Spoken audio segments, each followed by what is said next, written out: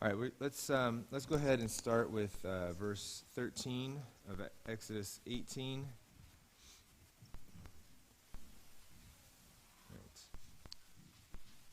says, the following day, Moshe sat to settle disputes for the people, while the people stood around Moshe from morning till evening. When Moshe's father-in-law saw all that he was doing for the people, or doing to the people, he said, "What is this that you are doing to the people? Why do you sit there alone, with all the people standing around you from morning till evening?"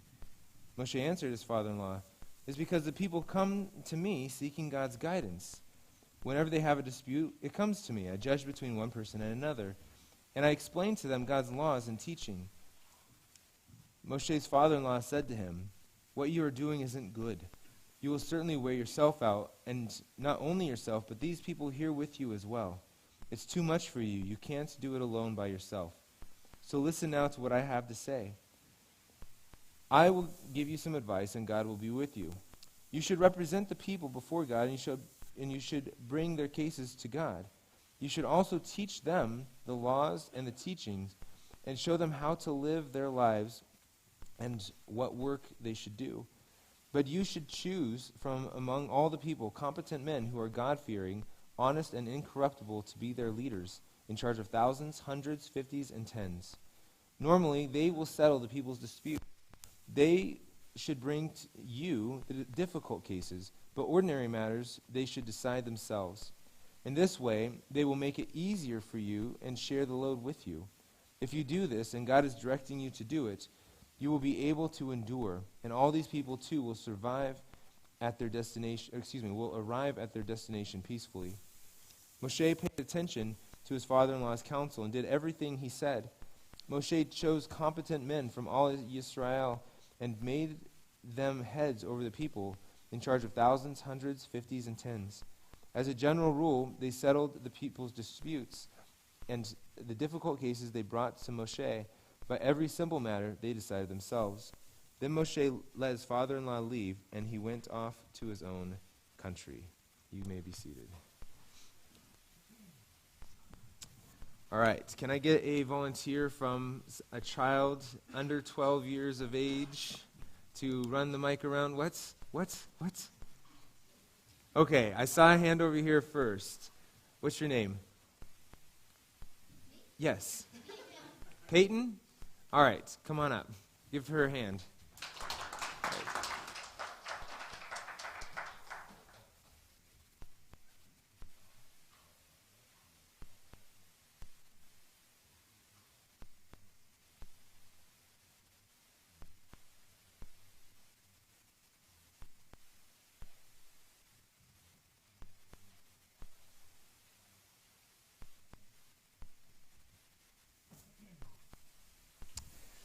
All right, so anybody have thoughts, comments, questions about chapter 18? Wow. Whoa, we got like 5 hands at once. Okay, so I heard the voice, and then I saw the hand, and then I saw hand. Okay, so let's go Luke first. All right. So I just think it's interesting that, like, Moses, God entrusted him to give the Torah to the people, but yet his father-in-law gave him teaching and instruction how to people to govern themselves. So I thought it was interesting that even though Moses was so high up on God's standards or level, Moses still listened to, understanding from another godly man. So, Yeah, I think that shows a lot of humility. Okay, Cara, right there.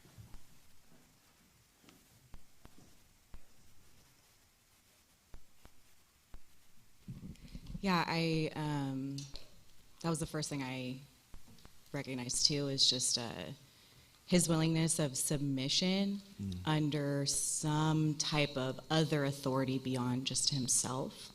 And I think, like, there's a lot of issues going on with the Western church, and I think a lot of it has to do with the leadership not willing to submit under someone else. they become the ultimate authority and become corrupted by that. And so it shows that Moses can recognize, yes, he has a lot of authority and power, but he still needs to keep himself in check. Sorry, it's kind of a little feedback. Okay. Okay, good. So, yeah, it's just a really great reminder of godly leadership. Yeah, because Moses was the leader of an entire nation now, right? And he's still, it's like his father-in-law comes up and he doesn't say, hey, listen, Pops, I know that you were my boss when I was the shepherd, but now I'm leading the nation, and yeah, we're good, thanks. Like, no, he was, yeah, absolutely had. Okay, Miguel, and then Sharon. You're never in God's view, you are never too high to submit, right? Okay. I have a question. So, did Jethro know the Lord, and did he worship him? Because in verse 11 it says, now I know that the Lord is greater than the other gods, right? It says, now I know, as if before there was doubt. And then I think later in another chapter, maybe the same chapter, we see that he is offering sacrifices for God, and then Moses and Aaron eat with him, and partake of that. So do you have any insight on that? I mean, there's different perspectives. There's always different perspectives on it. So my thought is, it's kind of like, now I know for sure. Like, I don't think that he. So I think it's in this chapter where he offers a sacrifice, and Moshe and the elders of Israel eat with him before the Lord. Right. This is a covenant action that they're doing, and so a lot of people, I think even rabbis, the sages look at this and say, well, he converted, right? He was coming under God's authority and submission and switching over from whatever God he was serving before. Now he's serving Adonai, and I would agree with that. I don't know. I think that now I know God is supreme, essentially. I don't think that that's necessarily a statement of, this is brand new knowledge to me now. It's like, now I know for sure, man, I was pretty sure before, but man, now there's no shadow of doubt. Right now it's absolutely certain. I think that he likely knew of God before because of Moshe's interaction, right, in chapter 3 and all that, when he was still with him. But my thought is it appears that now he actually makes Adonai his God. And there's discussion and argument, like, did he forsake other gods, and is he only with Adonai? I'm not even going to talk about that. I have no idea. But I know that he's serving God now, right? He's God of Abraham, Isaac, and Jacob. Okay, so then Sharon, yes. I agree with Luke. That was my first thought. And then secondly is, a lot of times we tend to want to give work to everybody else. And yet here it's pointing that over thousands, over hundreds, over tens, which means there's a place for all of us to serve regardless of our ability. And I think a lot of times we're very quick to let someone else serve when we should step up and serve, because God has called us all to serve. Right. Amen. Yeah, along those lines, it's very interesting because Moses was trying to serve, and he didn't necessarily recognize, like, there's a lot of, like, leadership principles in here. He didn't realize that by him bearing the burden completely himself, he was doing a disservice to everybody. And then when he delegated to these others, and he didn't just blindly give it to them, right? He says he taught them, and then they were able to take their place in the community, right? And everybody was served better, right? Because those leaders were able to step up and have responsibility and do what they were appointed to do, and all the people didn't have to suffer with Moses being the only one doing it. So it was good for everybody. All right, in the back, Brenda.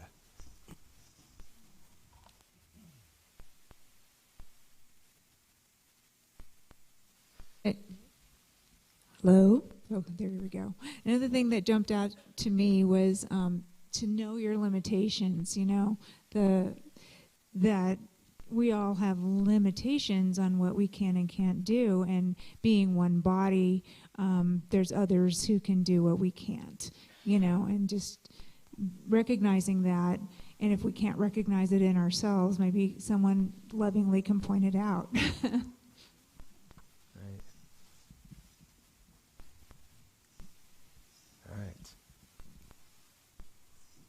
All good things. All good things. All right, let's go ahead and move on. Let's go to chapter 19.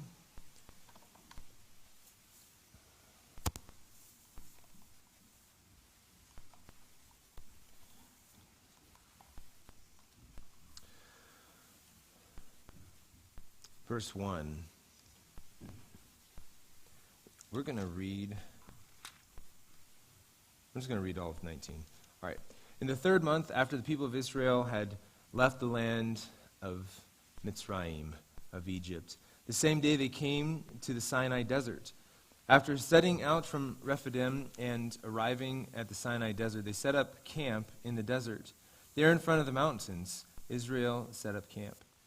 Moshe went up to God, and Adonai called to him from the mountain. Here is what you are to say to the household of Yaakov, to tell the people of Yisrael. You have seen what I did to the Egyptians, and how I carried you on eagle's wings and brought you to myself. Now if you will pay careful attention to what I say and keep my covenant, then you will be my own treasure from among all the peoples, for all the earth is mine, and you will be a kingdom of Kohanim, of priests for me, a nation set apart. These are the words you are to speak to the people of Israel. I'm just going to make a comment. This was if you, then I, right? There were contingencies here. Okay, we're going to move on. Moshe came, verse 7, summoned the leaders of the people and presented them with all these words which Adonai had ordered him to say. All the people answered as one. Everything Adonai has said, we will do. Moshe reported the words of the people to Adonai. Adonai said to Moshe, see, I am coming to you in a thick cloud, so that the people will be able to hear what I speak with you, and also to trust in you forever. Moshe had told Adonai what the people had said, so Adonai said to Moshe, go to the people today and tomorrow, and separate them for me by having them wash their clothing, and prepare for the 3rd day. For on the 3rd day Adonai will come down on Mount Sinai before the eyes of all the people. You are to set limits for the people all around, and say, be careful not to go up on the mountain, or even touch its base. Whoever touches the mountain will surely be put to death. No hand is to touch him, for he is to be stoned or shot by arrows. Neither animal nor human will be allowed to live. When the shofar sounds, they may go up on the mountain. Moshe went down from the mountain to the people and separated the people for God, and they washed their clothing. He said to the people, prepare for the 3rd day, and don't approach a woman. On the morning of the 3rd day, there was thunder, lightning, and a thick cloud on the mountain. Then a shofar blast sounded so loudly that all the people in the camp trembled. Moshe brought the people out of the camp to meet God. They stood near the base of the mountain. Mount Sinai was enveloped in smoke because Adonai descended onto it in fire. Its smoke went up like the smoke from a furnace, and the whole mountain shook violently. As the sound of the shofar grew louder and louder, Moshe spoke, and God answered him with a voice. Adonai came down onto Mount Sinai to the top of the mountain. Then Adonai called Moshe to the top of the mountain, and Moshe went up. Adonai said to Moshe, go down and warn the people not to force their way through to Adonai to see him. If they do, many of them will perish. Even the Kohanim, the priests who are allowed to approach Adonai, must keep themselves holy. Otherwise, Adonai may break out against them. Moshe said to Adonai, the people can't come up to Mount Sinai, because you ordered us to set limits around the mountain and separate it. But Adonai answered him, go, get down. Then come back up, you and Aharon with you. But don't let the Kohanim and the people force their way through to come up to Adonai, or he will break out against them. So Moshe went down to the people, and told them. All right. I know we're taking big swaths here. Thoughts, comments, questions? All right, right in the back. Richard.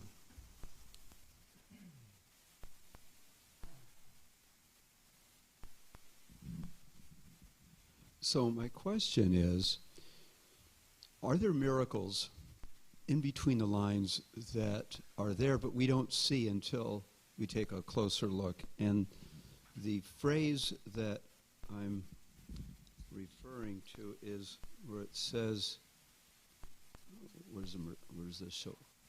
Oh, here we go.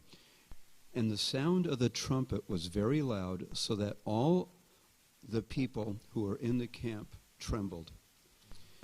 Well, we're talking about, a couple of million people had come out of Egypt. How loud does the trumpet have to be from its origin so that 1 million people can hear it way over there? I don't think it was several hundred decibel. I believe that there was a normal shofar sound that we would blow right now, but the miracle is the sound traveled all the way to the far reaches of the camp so that everyone could hear it. That is a miracle. So I think you're right. I also think, though, that it wasn't a normal shofar sound. I'm going to argue with you. So I think that because, it got louder, and right, it was so loud that they trembled, right? And I wonder if they trembled. Well, we know that they trembled with fear, right? They were shaking, right? They were afraid. Like later on, they say, Moses, you talk to us, but don't let God talk to us, lest we die. But it says it gets louder and louder. I wonder if they were also trembling because of like the sound waves, or I don't know. Okay, whatever. Yeah, no, that's a good thought. I think there are probably several miracles that are happening. Yeah, that's a good thought. Anybody else?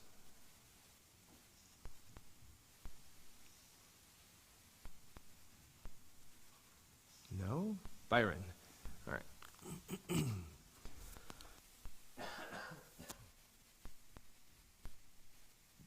Well, the only thing that one of the things that struck me is here how many times he said to the people to prepare yourselves to meet me. Several different times. I didn't go back and look at what the verses were, but I noticed it when we were reading it. In several different instances, he says, tell them to get ready. Prepare yourself for days ahead of time. And I think that could speak to our hearts. Yeah. Well, I think, this is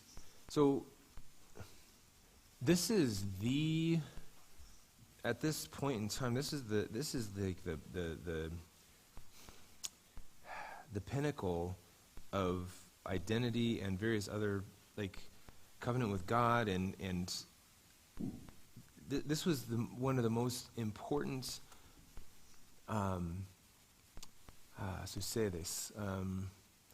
happenings, actions that happened with the events that happened with the nation of Israel, right?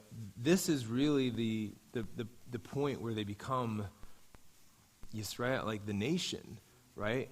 And as such, this is, and not just because of that. Let me back up.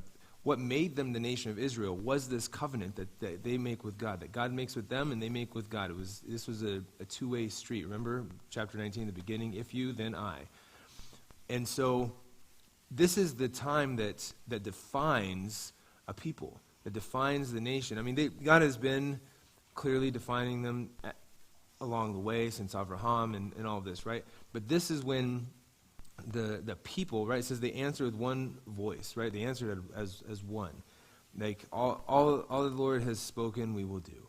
And they're going to meet with God, with the God of Abraham, Isaac, and Jacob, the God of the universe, the Lord of all creation.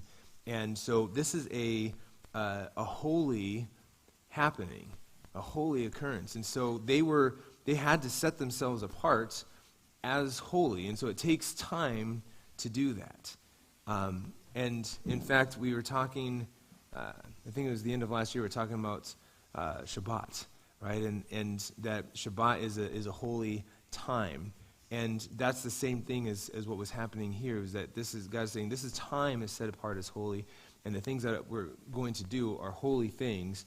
And I don't know that the people fully, probably not. If I was there, I don't know that I would have fully grasped in the moment the weight and the gravity of everything that was happening and the significance. Like, how could you know that, thousands of years later that your descendants would still be looking at this place at this time as this identity marker, right? This is what makes the people of Israel, right? This is this covenant and this anyway. So it took time, and it was very, very intentional. All right, Cara.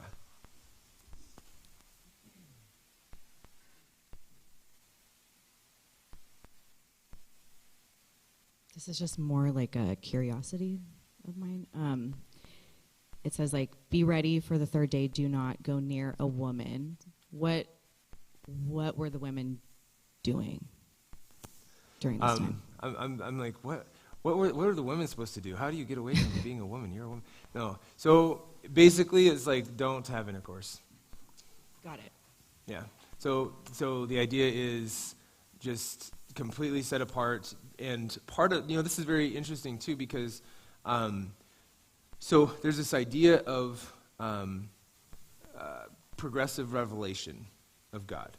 And at this point, I don't know that we've seen anybody fasting. I don't think we've seen anybody like denying themselves physical things, right? Whether it's food or just something delightful or whatever, right? Because we see like in Daniel, right?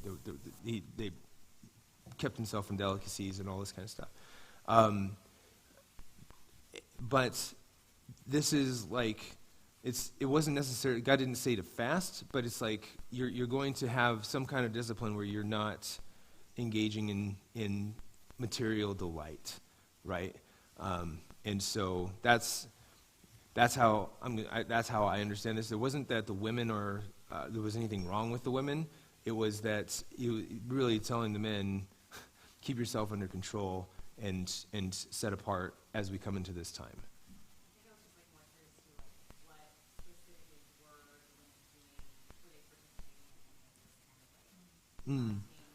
Okay, were the women participating in the preparation, right? Yeah, I think so everybody's washing their clothes, everybody's cleaning themselves, like this. We see here the beginning, or I'm not sure if the beginning is the right word, but this is the idea of immersion, right? Where they're washing their clothes, they're washing themselves, they're becoming clean in different ways.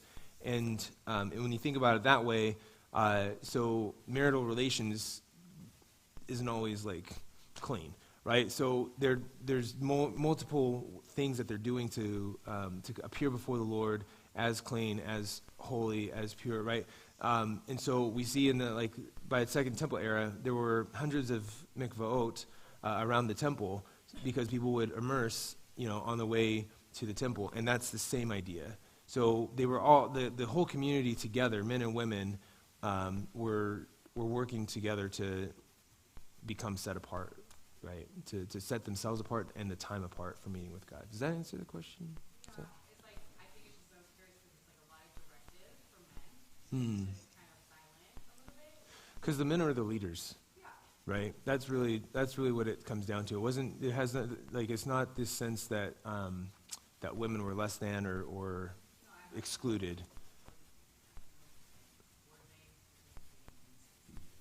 Yeah. Yes. Julie.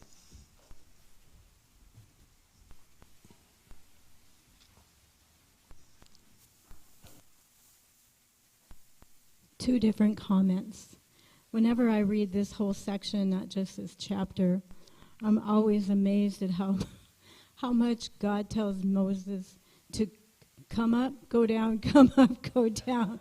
I'm like, my goodness, he was not a young man, but I know it wasn't just a little hill. And sometimes, several times in one day it seemed, and so it just always kind of strikes me as, I've never counted it, but to me it's just like, oh. But the other comment is in verse 11.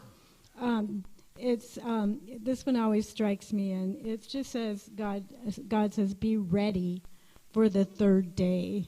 And that speaks to my heart because to me it's a prophetic statement and a symbolic statement for the third day. I believe that represents the time of when the Lord comes in. The third day is the time of restoration of all things. Right. So anyway, I'm just making a comment on that. Yeah, it talks about the third day. Yeshua rose from the grave on the third day. Hosea 6 talks about on the third day he will revive us, right, and restore us. This is there's intentionality there, right? So Julie and I think alike, and that's exactly what I was looking at. What I thought was so cool, because here it says, on the morning of the third day there was thunder, lightning, and a thick cloud on the mountain. And then in Matthew chapter 28 it says, after Shabbat and the next day was dawning, Miriam of Magdala and the other Miriam went to see the grave. Suddenly there was a violent earthquake, for an angel of Adonai came down from heaven, rolled away the stone, sat on it. His appearance was like lightning. And so we have, what do you want to say, like earthly violence. Like whether you have shaking of the earth or you have thunder and lightning or whatever, you have something going on in the natural realm that shows like, whoa, God is doing something. It's an amazing thing. It's not like a silent, neither one of those were silent events. Right. So it's pretty awesome. And then, of course, the shofar. I always think of when Yeshua returns. And here we have the shofar blasting really loud. And God is going to give his rules. And it's kind of like his, it is the covenant. And then, of course, when Yeshua returns, there's the blasting, also the angel blasting the shofar. And it's like everything culminates. So all these, I don't know, they're like pictures and pictures and pictures. All the part of that stained glass window. Yeah, that's great. Well, I think right in the back, Ralph, Peyton. So look right in the back. Yeah, there you go. So I think it's very interesting. This is to this point. Hey Siri, be quiet. Whoa. Sorry, I just got loud. So this is the biggest event to this point in the history of the world since the creation of the world, and it's a very spiritual thing and it's a very physical thing, right? And those are so interconnected. I think that we fall into a trap when we think that they're so separate from one another. And here the God of all creation comes down and says, "I'm going to speak with you," and this is this becomes, whether I woke up that morning and I realized it or not, this becomes really the most pivotal time for the next couple thousands of years in human history, and God interacting with mankind, but then taking this people and saying, you're mine, and here's what that means. This is the significance can't be overstated. Let me say it that way. You use the term progressive revelation, which intrigues me because with Pharaoh's, with the 10 plagues and throughout the reading of the Old and New, it seems to be a failed approach. And my question is, do you think Adonai is trying something else now? Removing us the notion that we have to get these progressive revelations. We have to see 10 plagues before we're convinced, and even then we're not convinced. So is there a change in strategy? So my comment was geared toward the idea that I got to be careful how I say this. I don't think that Abraham or Moses had complete full revelation of God and his character and his plan and all this. I think that they probably had more than most people. They may even have more than I have now. I'm not trying to in any way attack that or diminish it. But what I mean by progressive revelation is that there wasn't widespread understanding and knowledge of God and his character, his ultimate plan of redemption and restoration, of forgiveness of sins, of communion with him and his presence. And so, for instance, in chapter 19, we see that some element of fasting, right, where he says, okay, deny bodily pleasure, and he says, immerse, essentially, what became immersion, right? You're cleaning yourself physically, you're setting yourself apart, you're preparing.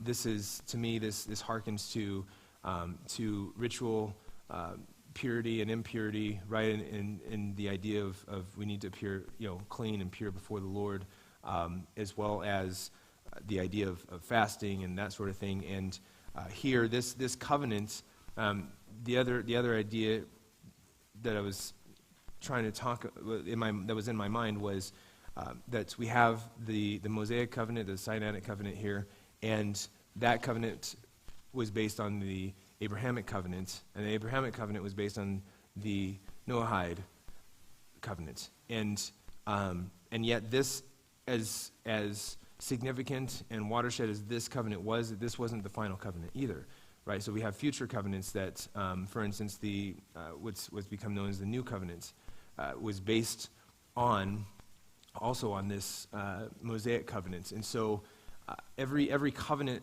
as we go, the progression of those covenants and other things as well. But since I'm just using this as one of the examples, the progression of those covenants reveals more about God's character and about his plan for the Jewish people and ultimately for humanity as a whole. Now, back to the other thing that you asked about. You said, he comes out, and over the process of these 10 plagues, God makes himself pretty darn well known. And yet, he wasn't submitted to, he wasn't respected, he wasn't, surrendered to. And here today, we don't necessarily see that, right? We don't have that. And I think that's a really valid and very interesting point. And I think that the point of it was to judge Pharaoh and Egypt and their gods, and for God to show himself as supreme, right? Going back to Jethro's comment of, now I know the Lord is supreme. I'm paraphrasing, right? But I think that I don't think that God is silent today. I think sometimes we don't recognize things that God is doing and ascribe it to him. And I think if I were to try to pick out certain things that we could get off on a lot of rabbit trails, and I'm very tired today. I'm going to misspeak and miscommunicate something, and I don't want to take that chance. But I think that probably with the 10 plagues, if I didn't hear that, the prophet of the Hebrews was saying that this was going to happen, I would be like, what is going on? What did we do wrong? What are the gods thinking? We need to do something to appease them. I'm speculating, but I wouldn't necessarily know that this is the God of Abraham, Isaac, and Jacob that's pouring out his wrath of some sort on my nation. But I think that God does still work. I think that when we look at Scripture, everything is you turn the page and it's the next thing. Well, that page turn could be 50 years. It could be 100. The plagues probably played out between a year and 2 years in that time frame, and yet we have them, bam, bam, bam, just listed out one after another. So I think that sometimes it's an issue, not necessarily that of whether God is working, but whether we are recognizing his hand. But also, I do think that this happening through, that we've had in the book of Exodus and Shemot here, that this is unparalleled, right? That this was unique, that there's something of ultimate importance that God was doing and accomplishing, and that he needed and desired to work in this way. And I think that we can also say something similar about various other happenings, but this was really the linchpin for the Jewish people, and really this is also one of the linchpins, but a major one of God's plan of salvation for humanity that he was working through the Jewish people. And so this was not to be repeated. So, yeah. Does that answer? Okay. That was a great question. Anybody else? No? Okay, Bill.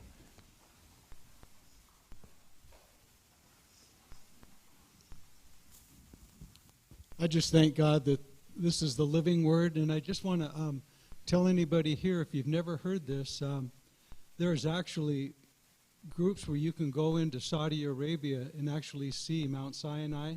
Everything in the story and the narrative is there. It's you can go on YouTube, and it really brings the Word of God. It brings it so much clarity to it when you actually can see the site. And I would just recommend anybody here, there's one group called Holy Land Site Tours. Have you heard of that? I think the guy's name is Michael Fink. Well, he goes all through Israel and does all these archaeological findings, and he's on the ground, and he went into Saudi Arabia, and other groups have. It's in Arabia. It's not in the Sinai Peninsula next to Egypt. It's across the Gulf of Aqaba. That's where Mount Sinai is, and Julie and I almost went with Joel Richardson a year ago, but it kind of fell through. You can actually go climb Mount Sinai, and Elijah's cave is up there. The golden calf altar, the place where they did that, is there. There's remnants of Moses' altar is still there. There's just so many things. The archaeological footprint is it just brings the Word of God so alive. So go on YouTube and put in Mount Sinai of Arabia, and you'll see all of these different archaeological groups that have gone into Arabia. And like Paul said, Sinai is in Arabia, and in his epistle. And for those that you don't know, it's there, and it's really amazing. It brings tears to my eyes when I watch it. It's because the Word of God is so living and powerful. And it's like in these last days, he's putting the amen on these archaeological findings to verify this is the Word of God. Because for centuries, they would mock the whole story of Moses, but the evidence is overwhelming. Anyway. That's great. All right, let's go ahead and stand, and keep your Bibles. We're going to read the 10 words.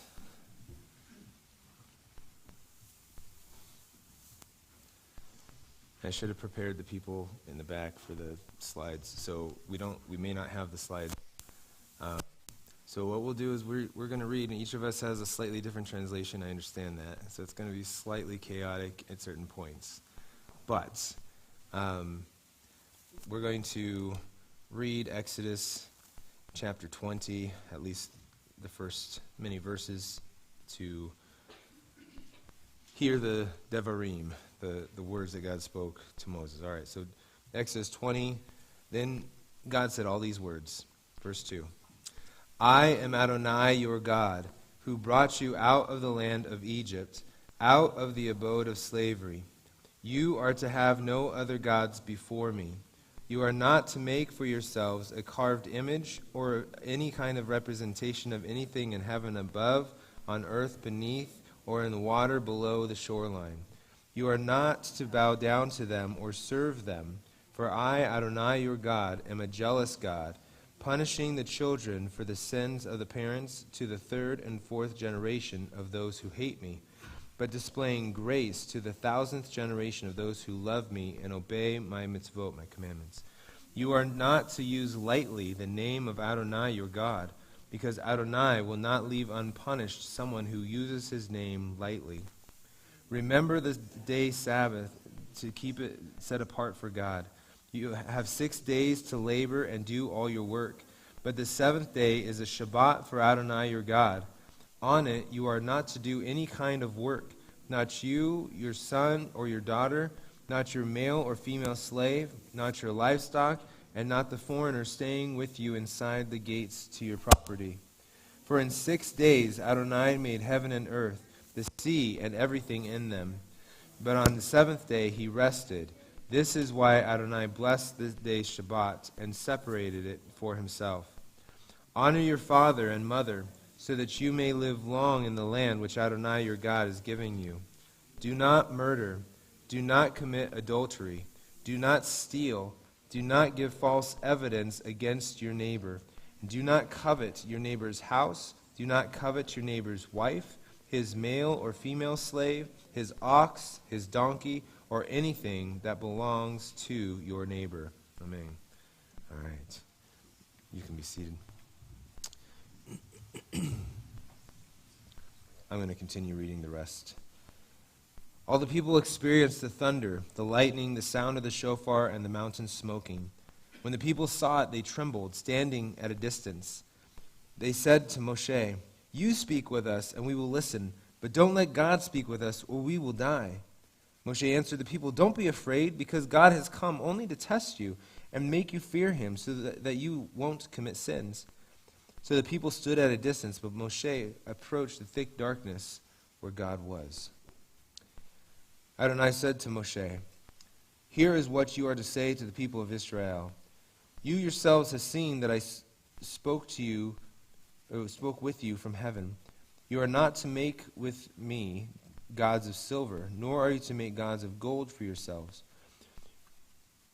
For me, you need make only an altar of earth, and on it you will sacrifice your burnt offerings, peace offerings, sheep, goats, and cattle. In every place where I cause my name to be mentioned, I will come to you and bless you.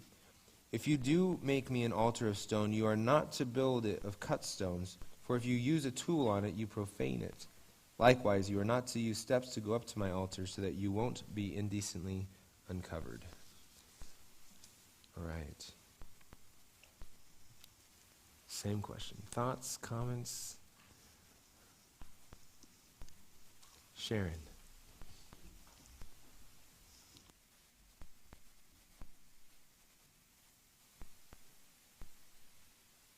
The first 5 are relationship with God. The second 5 are things we need to do in honoring of God. And I think it's important to realize that a contract, so often we expect this party to fulfill their responsibilities, but we forget our responsibilities. And so it's a two-way contract, and we need to remember that and act that way. It isn't all me, nor is it all God. It's a relationship.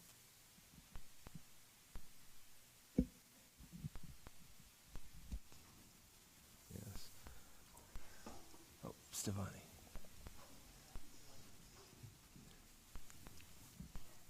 So I was actually talking with Luke this morning. I was telling him that God asks us to do certain things, right? But the way I was thinking about it, it's like, like us as partners, we each have our love language, right? He wants to be loved in a certain way, and I want to be loved in a certain way. And to show our love for each other, we need to do those things, right, to show our love. And God's commandment, it's like the way he wants us to love him. And, so like, I don't know, to me it's just beautiful, because he's telling us, this is how you can love me. It's by doing all those things. But then we are when we're not doing them, but then we want him to do all those things for us, right? It's just, to me, I'm like, I don't know, it's like a wake-up call, like if you want, your partner to treat you nicely, you also need to give and love him the way, like he wants to be loved, not your way. It's not just about you, because it's, like as Cheryl said, it's two-way street. So, I don't know, I just find it interesting. Like,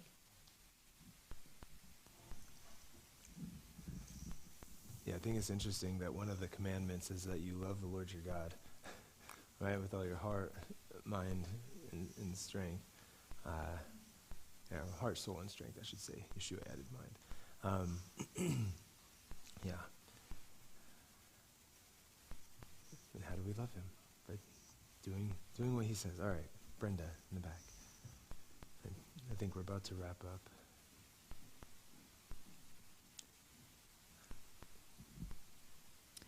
Yeah. So the part where the commandment, for I, the Lord, you God, am a jealous God. That word jealous can also mean, it's kana, can also mean zealous, impassioned. That he's impassionately in love with his people, like a steadfast, faithful husband who doesn't waver in his affection for his bride. He's passionately in love with us, and he wants us to return that passion, just like in a marriage, like both of you were saying, that this is, I'm passionately in love with you, and so for you to show your love for me, I want that same kind of passion. Not exactly the same, doesn't require it, but for a relationship to work, it needs to be a two-way street. It can't be a one-way street. Yeah, well, it's interesting. So the rabbis say this is the like the Devarim, right? The 10 words. This is the marriage contract, right? This is the ketubah for the marriage of the nation of Israel and Adonai, and it's one of the sages says this is like the damsel who's rescued from the evil bad guy who's kidnapped her and holding her hostage, and so the prince comes and rescues her and carries her off to freedom, and then as she's now a free woman, he proposes to her and says, hey, will you be mine and I'll be yours? And she says yes, and so that's what the Sinai is this picture of. And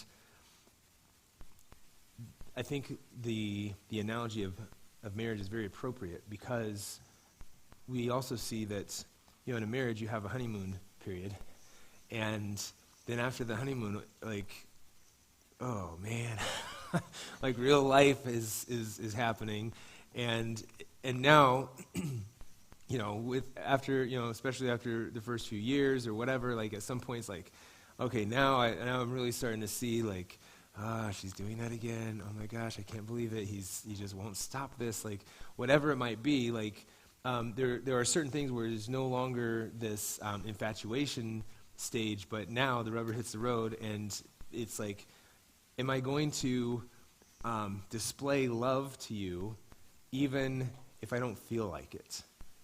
Right? Is it now is the time when my my faithfulness is tested. Now is my time when my adoration and my commitment to you is tested in various ways, right? It's not always about being unfaithful with another person. It's about like, okay, like like Stefani said, like am I going to serve my spouse in this way or that way, and are we going to work together, or are we going to have conflict that we don't resolve or work through? And it's like the same thing where we see throughout the next 1,500 years or so, this is what's happening with Israel, is like this back and forth and wrestling and trying to be faithful to the covenant that they made, and God says, at some point, God says, listen, I'm just going to make a new covenant with you, and it's not going to be like this one, but it's going to be different. Instead of writing on stone tablets, I'm going to write on your heart. And you're going to want to do the things that I want you to do, rather than just trying to make yourself do them out of sheer will and brute force. And this is something that is very intriguing to me, because we see that with this covenant, with this Mosaic Sinaitic covenant, that God is he is proposing. You know what, Peyton? Can I have them? I think we're done. Thank you so much. Would you give her a hand?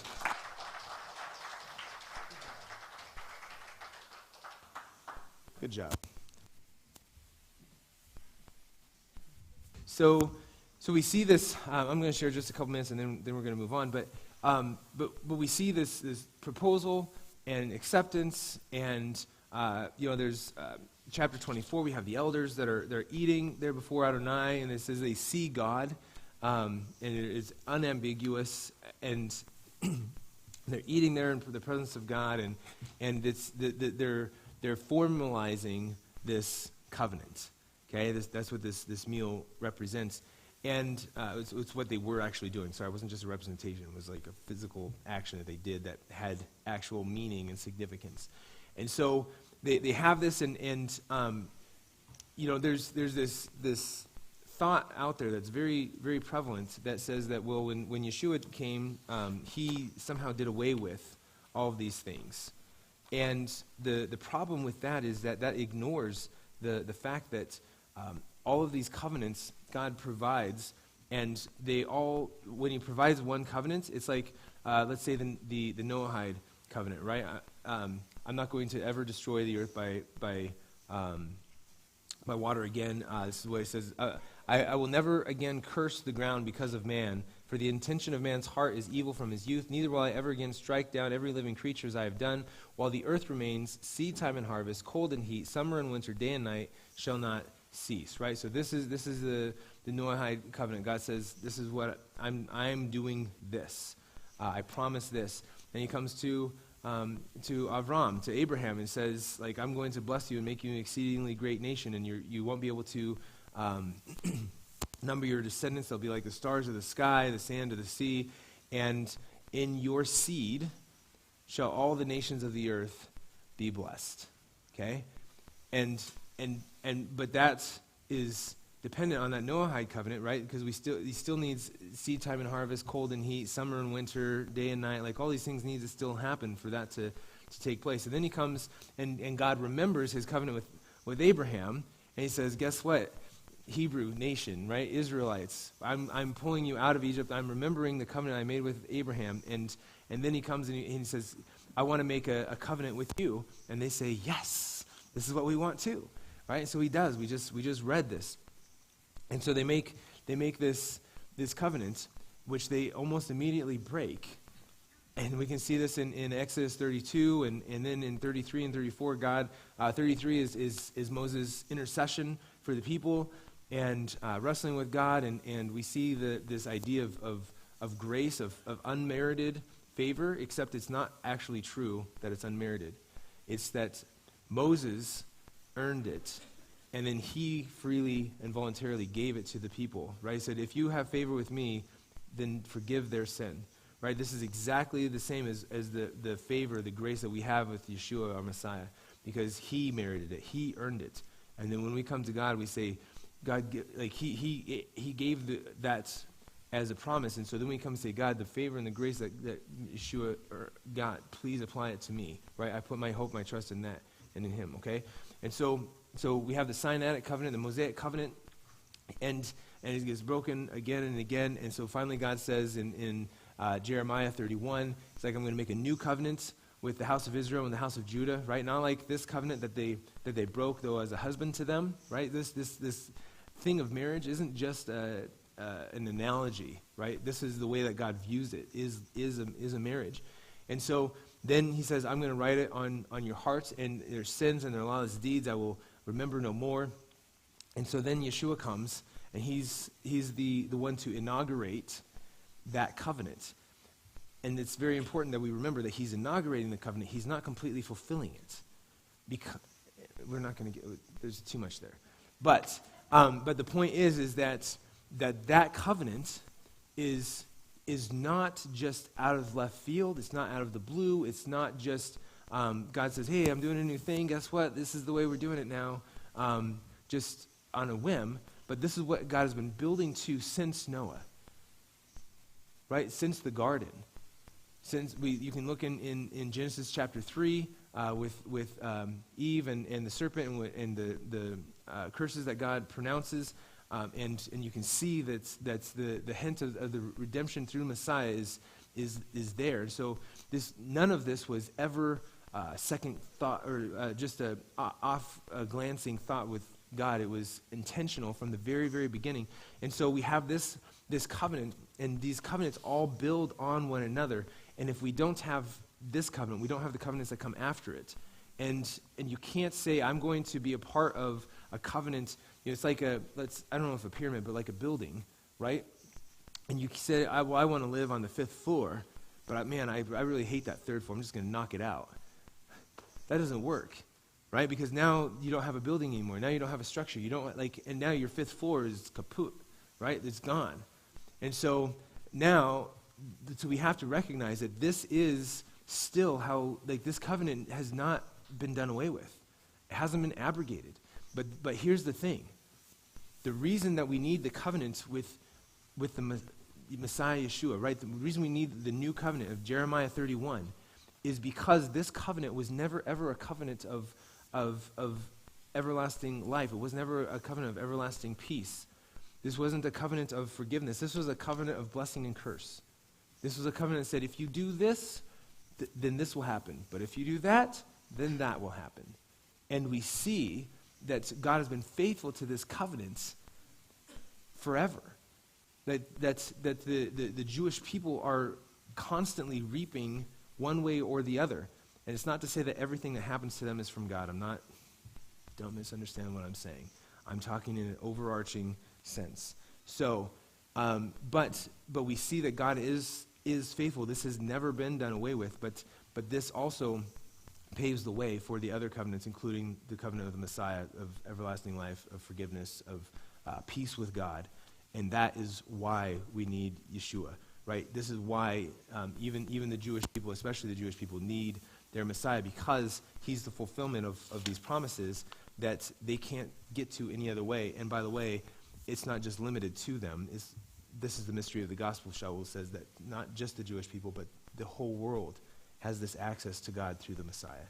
Okay, this is man, I'm so excited about reading through the 10 words this year. It was so awesome. I loved it. Okay.